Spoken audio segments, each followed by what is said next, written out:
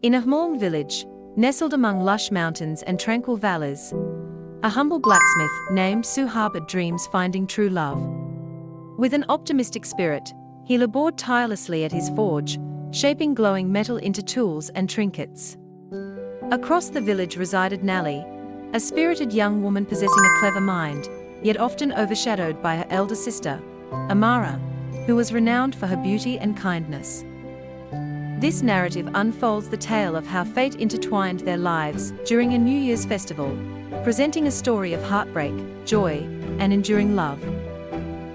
The Lantern of Love. The rhythmic clang of metal reverberates throughout the blacksmith's forge as Sou diligently hammers away at the glowing steel, with sparks dancing like diminutive stars. His cousin sits nearby, animatedly narrating stories of Amara, the village beauty revered for her grace and charm.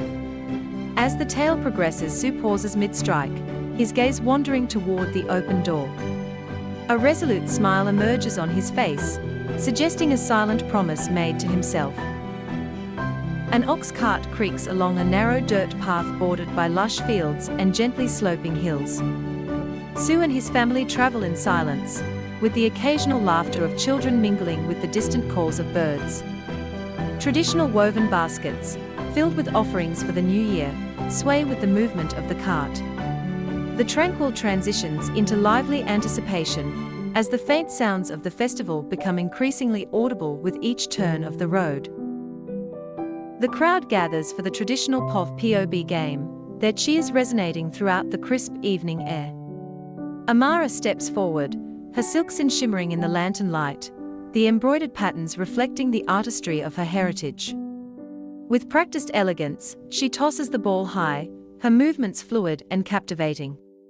Sou, standing among the spectators, feels his breath catch. To him, she appears otherworldly, as the lanterns overhead cast a warm glow that frames her like a celestial being. Beneath the gentle illumination of hanging lanterns, Sou remains at the periphery of the gathering. His attention is directed towards Amara, who chuckles softly as Feng, her fiancé, serenades her with the mournful melodies of a Kayan. Their exchanged smiles and hushed conversations serve as undeniable indications of their connection. Sou tightens his fists and averts his gaze, the burden of unexpressed emotions weighing heavily upon him. The festival is teeming with activity, vendors enthusiastically promote their products, children weave through the crowds with joyful exclamations, and melodies drift from various directions. However, for Sou, the vibrancy seems muted, and the cheerful conversations fade into an indistinct murmur. He wanders aimlessly, his gaze cast downward as disappointment grows within him, and the festive atmosphere only intensifies his sense of isolation. Distracted by his thoughts, Sou is startled when a brightly colored POV ball rolls to his feet. Looking up, he meets the mischievous eyes of Nalee, her smile playful and inviting. "Are you going to just stand there, or will you toss it back?" she teases, her voice light and cheerful. Her warmth draws Sou out of his melancholy, and with a small smile, he steps forward to join the game. Nalee and Sou traverse the vibrant festival, their laughter harmonizing with the energetic atmosphere of the crowd. They indulge in sticky rice desserts from a jovial vendor, the sweet coconut flavor lingering as they proceed. Pausing at a puppet show, they admire the storyteller's artistry, their eyes wide with amazement. The lantern-lit streets entice them onward, each turn unveiling a new marvel, as the night softens and their connection strengthens. Beneath the starlit sky, Sou and Nalee sit by a gently flowing river. The lanterns from the festival cast reflections upon the water's surface, creating a shimmering tapestry of light. Sou skips a small stone across the surface, prompting a soft laugh from Nalee, voice as gentle as the rippling current. They share stories of childhood dreams and fleeting moments of vulnerability, their connection deepening as naturally as the river flows. In a quieter corner of the festival, Amara pulls Nalee aside, her face etched with concern. "Be careful with Sou," she says, her voice steady but kind. "People might see you as a second choice, and I don't want that for you." Nalee hesitates, her heart caught between her sister's protective words and the growing warmth she feels for Sou. Perched atop a grassy hill that overlooks a misty valley, Sou sits with his knees drawn to his chest, observing the sun as it rises slowly over horizon. The vibrant hues of dawn paint the sky, creating a stark contrast to his swirling emotions. In his hands, he carves intricate patterns into a small wooden trinket, his thoughts a blend of doubt and longing. The object, delicate yet unfinished, reflects the uncertainty of his heart. As Sou converses with a friend at the periphery of the festival, Nalee remains nearby, unnoticed. "Do you think this is real?" his friend inquires, tinging his voice. "Or is it merely due to Amara's unavailability?"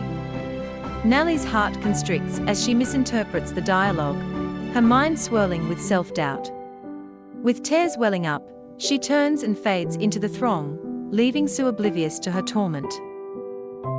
A silence descends upon the crowd as the village elder proclaims the grand finale of the festival, a series of traditional challenges designed to assess skill, strength, and spirit. Cheers erupt, and Sou advances, his determination evident.